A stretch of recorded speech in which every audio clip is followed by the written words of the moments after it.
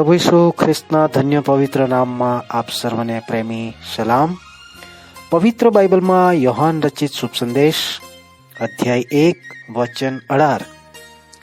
દેવને કોઈ માણસે કદી દીઠો નથી. એકાકી જનિત દીકરો જે બાપની ગોદમાં છે તેણે તેને પ્રગટ કર્યો છે.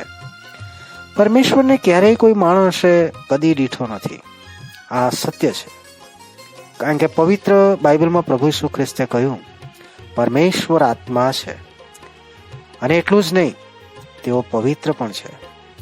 મનુષ્યમાં સમયના અંતરે બદલાવ જોવા મળે છે, પરંતુ પરમેશ્વર એવા નથી.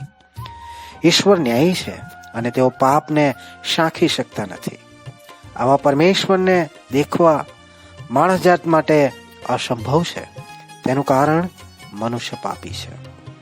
જેમાં અગાઉ કહ્યું કે પરમેશ્વર પાપને ધિક્કારે છે, પરંતુ તેઓ મનુષ્યને પ્રેમ કરે છે, કારણ કે મનુષ્યને તેમણે પોતાના જ સ્વરૂપમાં બનાવ્યો છે.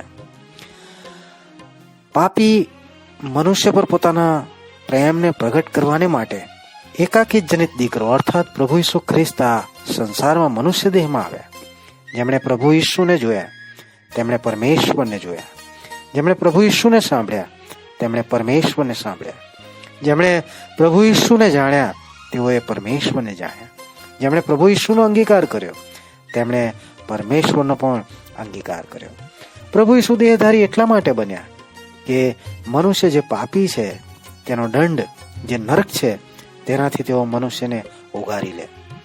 મનુષ્યના આ દંડને પ્રભુ ઈસુએ વધસ્તંભ પર સહી લીધો અને ત્રીજે દાડે પાછા જીવી ઉઠ્યા. ઉદ્ધારનો માર્ગ તૈયાર કર્યો છે. જો કોઈ તેમના પર વિશ્વાસ કરી પ્રભુ અને તારણહાર તરીકે સ્વીકાર કરે છે તો તેનો ઉદ્ધાર થાય છે અને તે પરમેશ્વરનું સંતાન કહેવાય છે. આ વચન સમજવાને ઈશ્વર તમારી સહાયતા કરે. પ્રભુ તારું સ્મરણ કરું. લાગી રે ઈસુ લગન લાગી, તારી લગન લાગી ઈસુ લાગી રે લગન, લાગી રે ઈસુ લગન